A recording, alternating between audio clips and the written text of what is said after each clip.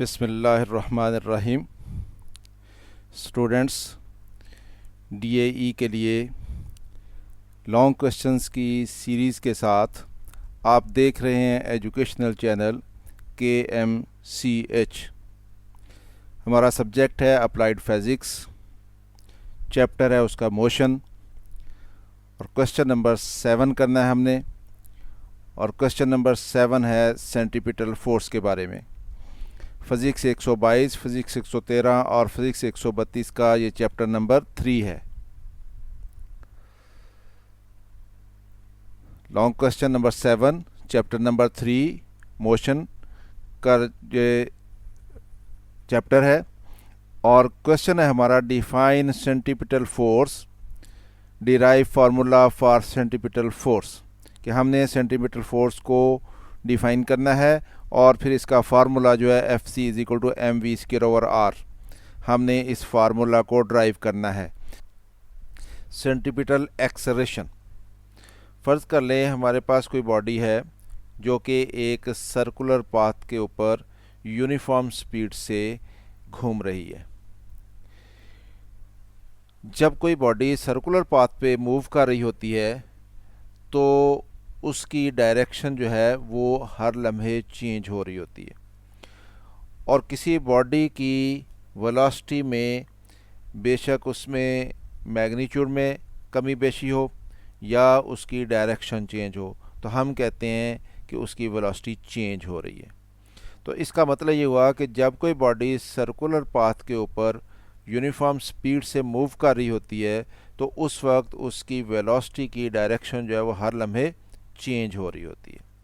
तो वेलोसिटी में जो चेंज होती है इसको हम कहते हैं कि एक्सेलरेशन है। तो इसका मतलब ये हुआ कि जब कोई बॉडी दायरे में घूम रही होती है तो उस बॉडी में एक्सेलरेशन होता है। वो एक्सेलरेशन किस तरफ को होता है? वो दायरे के सेंटर की तरफ होता है।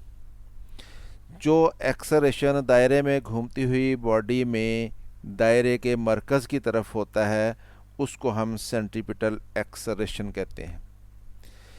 Let a body moves in a circular path with uniform speed. Its velocity continuously changes due to change in the direction.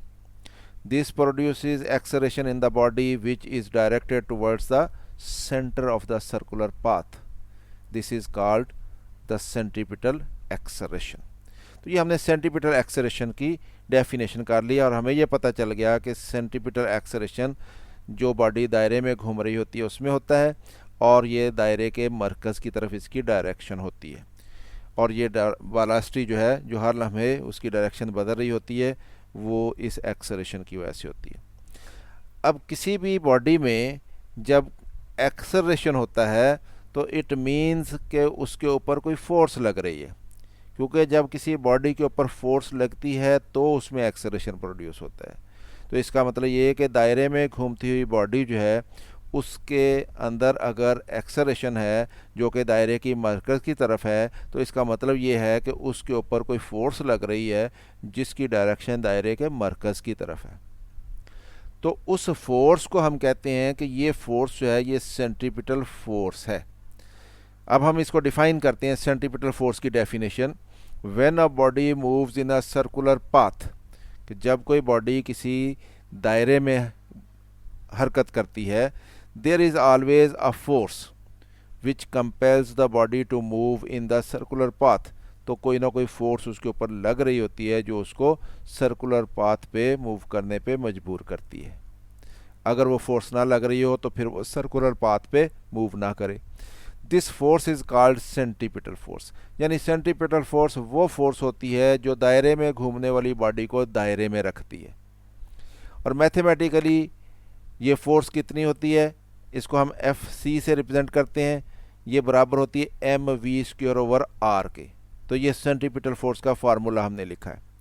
This equation shows that the centripetal force is directly proportional to the mass, कि mass के directly proportional है क्योंकि मास ऊपर आया है of the body, as well as the square of its velocity, और body की velocity के स्क्वायर के डायरेक्टली प्रोपोर्शनल है क्योंकि वो भी v² भी ऊपर आया है, and inversely proportional to the radius of the circle, और सर्कल के रेडियस के इन्वर्सली प्रोपोर्शनल होती है, क्योंकि आर फार्मूला में नीचे आया है। तो ये हमने देख लिया कि सेंट्रीपिटल फोर्स क्या होती है। वो फोर्स जो किसी बॉडी को दायरे में घूमने पे मजबूर करती है और उसकी डायरेक्शन दायरे के मरकज़ की तरफ होती है, हम उसको सेंट्रीपिटल फोर्स कहते हैं। अब इसकी एक एग्जांपल ले लें कि किस तरह से होती है ये फोर्स।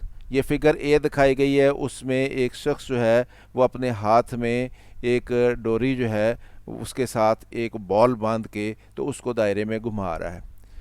तो जो फोर्स सेंट्रीपिटल फोर्स प्रोवाइड हो रही है इस बॉडी को, जो कि बॉल जो है वो दायरे में घूम रहा है, वो उस हाथ की वजह से हो रही है। जैसे ही बी फिगर में आप देखें कि उसने ये रस्सी जो है, ये स्ट्रिंग जो है, ये डोरी जो है, इसको छोड़ा है, तो वो बॉडी जो है वो दायरे के ऊपर टेंजेंट बनाते हुए, जहाँ पे थी वहाँ पे टेंजेंट बनाते हुए उस तरफ को वो बॉडी मूव कर गई है, यानी दायरे से निकल गई है। तो दायरे में बॉडी उसी वक्त तक रहती है जब तक उसके ऊपर वो सेंट्रीपिटल फोर्स लग रही होती है।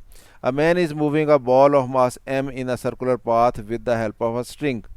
The man is providing the centripetal force to the ball as shown in figure A. If he leaves the string to remove the centripetal force, कि अगर वो उस स्ट्रिंग को छोड़ दे तो सेंट्रीपिटल फोर्स जो है वो रिमूव हो जाएगी।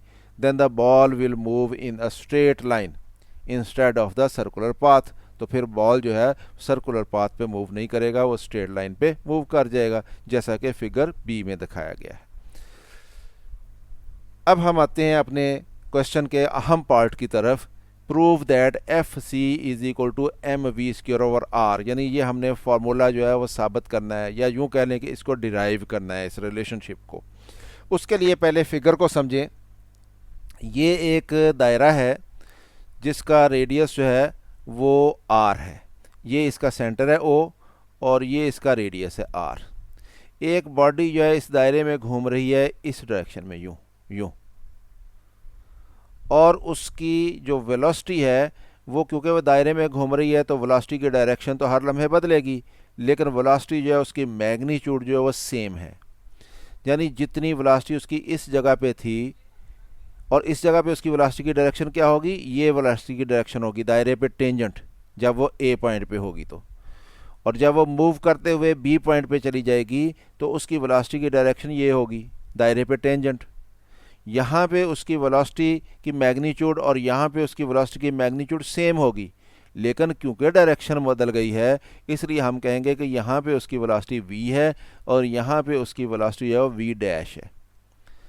तो एक बॉडी जिसका मास m है वो एक दायरे में घूम रही है जिसका रेडियस r है, और उसकी एंगुलर वेलोसिटी और उसकी लीनियर वेलोसिटी जो है वो कांस्टेंट है, यानी उसकी मैग्नीट्यूड सेम है, लेकिन उनकी जो उसकी लीनियर वेलोसिटी है v, उसकी डायरेक्शन दायरे में क्योंकि वो घूम रही है तो इसलिए वो डायरेक्शन हर लम्हे चेंज हो रही है। तो अब इसको कंसिडर करते हैं हम। Consider a body of mass m moving in a circle of radius r with constant angular speed omega. तो कांस्टेंट एंगुलर स्पीड ओमेगा से वो घूम रही है, यानी उसकी एंगुलर वेलोसिटी जो है वो चेंज नहीं हो रही है, उसकी मैग्नीट्यूड सेम है। It's linear speed v is also constant, उसकी लीनियर स्पीड v तो कांस्टेंट होगी, लेकिन अगर हम उसकी वेलोसिटी कंसिडर करेंगे तो वो हर लम्हे चेंज हो रही है। In a small interval of time delta t, कि फ़र्ज़ कर लें कि वो बॉडी ए पे थी, कुछ टाइम डेल्टा टी गुजर गया है और वो बॉडी बी पॉइंट पे पहुंच गई है। The body moves from A to B as shown in figure. तो अब क्योंकि यहाँ पे बॉडी थी और उसकी वेलोसिटी थी v और डेल्टा टी टाइम वो ट्रैवल की है, तो हमारे पास जो रिलेशनशिप है s is equal to V T होता है। s क्या है, डिस्टेंस। तो इसने डिस्टेंस कौन सा ट्रैवल किया, यहाँ से लेकर ये डिस्टेंस ट्रैवल किया इसने a से b तक, ये आर्क बनता है, यानी आर्क लेंथ ए बी, ये डिस्टेंस ट्रैवल किया उसने A B.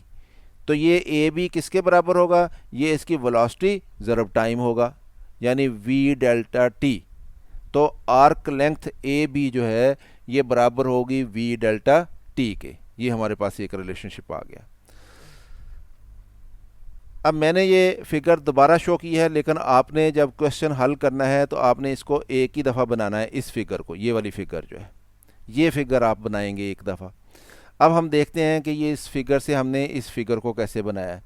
Late the velocity of the body at point A and B be V and V dash. यहाँ पे जो इसकी वेलोसिटी है ए पे, इसको हम वी रख लेते हैं, और जो वेलोसिटी इसकी बी पे है, इसकी क्योंकि डायरेक्शन बदल गई है, इसको हम वी डैश कह लेते हैं। The magnitudes of these velocities are the same. इनकी मैग्नीट्यूड बराबर है वी की और वी डैश की। They differ only in direction, लेकिन उनकी डायरेक्शन मुख्तलिफ है। To calculate the change in velocity, कि यहाँ पे इसकी वेलोसिटी v थी, यहाँ पे इसकी वेलोसिटी v डैश हो गई है, इसकी वेलोसिटी चेंज हो गई है, तो हमने इसकी वेलोसिटी में जो चेंज मालूम करनी है, उस चेंज को हम कह लेते हैं डेल्टा v है। ये चेंज हम कैलकुलेट करना चाहते हैं कि ये चेंज कितनी आई है इसकी वेलोसिटी में। तो इसको कैलकुलेट करने के लिए take a point o outside the circle and draw vectors OP and OQ to represent velocities v and v dash. यानी इस वेलोसिटी v को हम एक अलहदा फिगर में इस OP से ज़ाहिर कर लेते हैं। तो कौन सी डायरेक्शन है उसकी? ये डायरेक्शन है। ये यानी हमने v वेक्टर जो है वेलोसिटी जो है इसको यहाँ पे OP से ज़ाहिर कर दिया अलहदा फिगर में। और जो वेलोसिटी उसकी b पे है v डैश, इसको हम OQ से रिप्रेजेंट कर देते हैं। ये वेलोसिटी ये वाली, ये इसको उठा के हमने यहाँ पे बना दिया, ये v डैश है OQ। तो take a point O outside the circle and draw vectors OP and OQ to represent velocities v and v dash respectively. तो हमने OP और OQ वेक्टर्स को एक अलहदा पॉइंट O पे ड्रा कर दिया है, और ये OQ क्या है? ये v वेलोसिटी को ज़ाहिर कर रहा है, और OP क्या है? ये v डैश वेलोसिटी को ज़ाहिर कर रहा है। अब यहाँ से फिगर से आप समझें कि ये एक वेक्टर है OP और एक वेक्टर है ये PQ, ये हेड एंड टेल रूल से जुड़े हुए हैं, और ये एक वेक्टर है ये OQ, इसकी डायरेक्शन इन दोनों के अपोजिट है। यानी ये इस तरह से हैं यूं, और ये इसके अपोजिट है। तो जो हमारे पास हमने लॉ पढ़ा हुआ, law of triangle of forces, तो उसके मुताबिक ये OQ जो है ये इन दोनों का रिजल्टेंट बनता है OP और PQ का। यानी v प्लस डेल्टा v ये बराबर आता है v डैश के। तो v dash is equal to v plus delta v। तो डेल्टा v क्या हो गया? फिर डेल्टा v चेंज हो गई, यानी ये v थी, इसमें ये v प्लस ऐड हुआ तो ये v डैश के बराबर आ गया। यानी इतनी वेलोसिटी थी, इतनी उसमें चेंज आई, और ये इतनी वेलोसिटी के बराबर हो गई है b पे पहुंच के। तो यहाँ से हमारे पास रिलेशनशिप आ गया v dash is equal to v plus delta v। तो ये हमारे पास रिलेशनशिप आ गया कि v डैश जो है यानी b पे जो वेलोसिटी होगी वो बराबर होगी v यानी जो a पे वेलोसिटी है प्लस डेल्टा v यानी जो उसमें चेंज आई है। तो v में जो चेंज आई है वो उसमें जमा करेंगे तो b पे जो उसकी वेलोसिटी है वो हासिल हो जाएगी। तो ये हमारे पास रिलेशनशिप आ गया।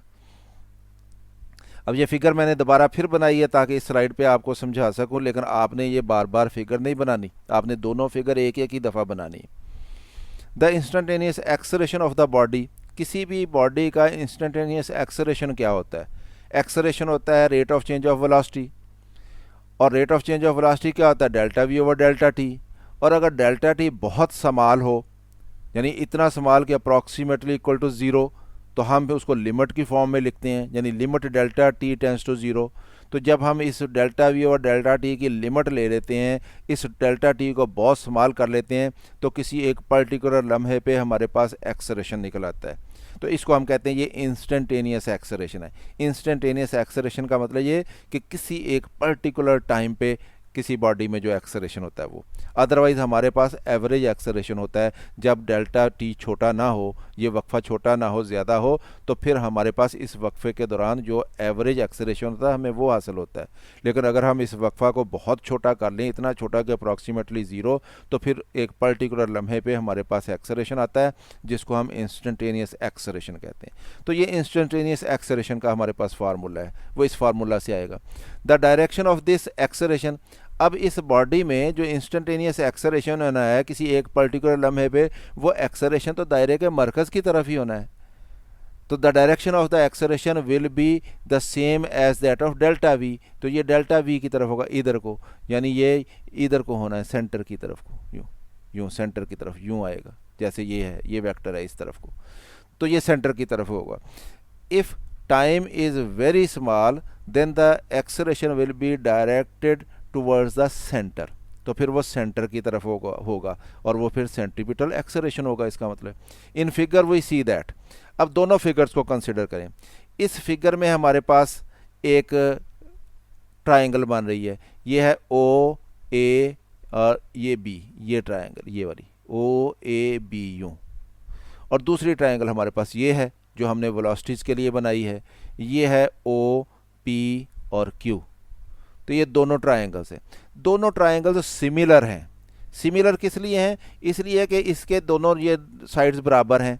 जब ये दोनों साइड्स बराबर होती हैं तो ये एंगल भी दोनों बराबर होते हैं, और इसकी भी ये दोनों साइड्स बराबर हैं, ये वाली v और v डैश मैग्नीट्यूड में बराबर हैं, तो इसका मतलब इसके भी ये दोनों एंगल सेम हैं। तो इसके एंगल और इसके एंगल सेम है, इसका ये एंगल थीटा है, इसका ये एंगल थीटा है, तो इसलिए ये दोनों ट्रायंगल्स जो हैं वो सिमिलर हैं। तो जब ट्रायंगल्स सिमिलर हैं तो हम इनकी कॉरेस्पॉन्डिंग साइड्स जो हैं उनकी रेशो लिख सकते हैं। हम इस फिगर में आएंगे तो इस फिगर में हमारे पास ए बी ये साइड बनेगी यहाँ से लेकर यहाँ तक, और उसके कॉरेस्पॉन्डिंग इस फिगर में कौन सी साइड बनेगी? वो ये बनेगी पी क्यू। तो हमने लिखा A B over P Q, ये बराबर होगा इस ट्रायंगल की साइड ओ ए बटा इस ट्रायंगल की साइड ओ पी। तो ये रेशो आपस में बराबर होगी क्योंकि ट्रायंगल्स सिमिलर हैं। अब इसमें हम वैल्यूज़ पुट कर लेते हैं। ए बी क्या है? यहाँ से लेकर यहाँ तक ये साइड है, ये वाली ये, और पी क्यू क्या है? ये तो डेल्टा वी के बराबर है, तो इसकी जगह हमने डेल्टा वी लिख लिया। ओ ए क्या है? ओ ए ये है, ये आर के बराबर है, इसकी जगह हमने आर लिख लिया। ओ पी क्या है? ओ पी ये है वेलोसिटी के बराबर, ये वी, और इसको हमने वी लिख लिया। तो ये हमारे पास इक्वेशन नंबर 1 आ गई।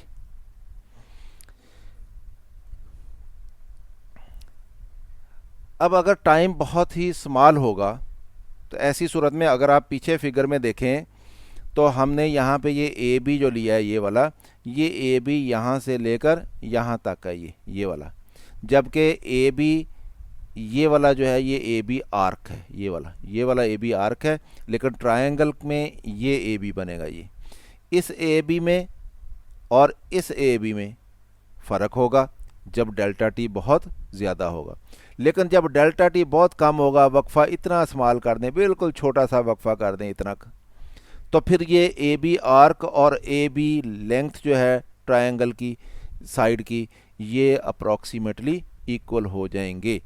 तो अगर हमने तो ये कहा है कि डेल्टा टी बहुत स्मॉल है, तो जब डेल्टा टी बहुत स्मॉल है तो इस ए बी को की जगह पे हम आर्क ए बी जो है उसकी वैल्यू लगा सकते हैं। तो when time is very small then arc A B जो है वो कॉर्ड ए बी के बराबर हो जाएगा, और आर्क ए बी की वैल्यू क्या थी? वो थी वी डेल्टा टी। तो इसका मतलब ये है कि कॉर्ड ए बी जो है उसकी वैल्यू भी वी डेल्टा टी हो जाएगी। तो इस ए बी की जगह पे हम वी डेल्टा टी पुट कर लेते हैं। अब ये हमारे पास इक्वेशन आ गई। इस इक्वेशन को रीअरेंज करें तो ये डेल्टा वी इधर ले जाएं और डेल्टा टी उसके नीचे ले जाएं, और ये वी इधर आके इधर वी से मल्टीप्लाई हो जाएगा, वी स्क्वायर बन जाएगा, और ये आर इधर आके नीचे आ जाएगा। यानी हमारे पास इक्वेशन बनेगी delta V over delta T is equal to V square over R. तो ये इक्वेशन आ गई हमारे पास। क्योंकि हमने टाइम इंटरवल डेल्टा टी बहुत ही स्मॉल लिया है, limit delta T tends to 0 हम इसमें लगा सकते हैं, तो हम इसकी लिमिट ले देते हैं कि डेल्टा टी बहुत स्मॉल है, लिमिट ले ली हमने। जब इसकी लिमिट ले ली है तो limit delta T tends to 0 delta V over delta T, ये क्या बन जाता है फिर? ये तो एक्सेलरेशन होता है, और ये एक्सेलरेशन इंस्टेंटेनियस एक्सेलरेशन होगा, यानी किसी ख़ास एक लम्हे पे। तो वह एक्सेलरेशन कौन सा होगा? वो तो सेंट्रीपिटल एक्सेलरेशन होगा, क्योंकि बॉडी में तो सेंट्रीपिटल एक्सेलरेशन होना है किसी ख़ास लम्हे पे। तो इसका मतलब ये हुआ कि ये हमारे पास जो साइड है ये है सेंट्रीपिटल एक्सेलरेशन यानी ए सी। तो इसकी जगह हम ए सी लगा लेते हैं, तो ए सी बराबर वी स्क्वायर ओवर आर आ जाएगा। तो यानी हमारे पास सेंट्रीपिटल एक्सेलरेशन आ गया वी स्क्वायर ओवर आर। तो ये हमने सेंट्रीपिटल एक्सेलरेशन के लिए रिलेशनशिप निकाल लिया। अब F is equal to M A होता है, ये न्यूटन सेकंड लॉ कहता है। इसमें हम ए की जगह पे अगर सेंटीपिटल एक्सेलरेशन पुट कर देंगे तो ये फोर्स भी सेंटीपिटल फोर्स बन जाएगी फिर। तो इसका मतलब एफ सी बराबर हो जाएगा एम, और ए की जगह पे ये ए सी आ जाएगा, यानी वी स्क्वायर बटा आर। तो ये हमारे पास सेंटीपिटल फोर्स का फार्मूला ड्राइव कर लिया हमने कि F C is equal to M V square over R होता है। तो स्टूडेंट्स, ये बहुत ही अहम क्वेश्चन है आपके एग्ज़ाम के नुक्ते नज़र से, इसको हमने देख लिया। अगर वीडियो पसंद आई है तो इसको लाइक करें, ख़ुद भी देखें, दोस्तों से शेयर भी करें और कमेंट्स करना ना भूलें। चैनल अगर सब्सक्राइब कर लिया है तो ठीक, अगर नहीं तो इसको सब्सक्राइब कर लें ताकि आपको मज़ीद इस तरह के वीडियोज़ मिलते रहें। मेरी तरफ से अल्लाह हाफिज़, शाद रहें, आबाद रहें।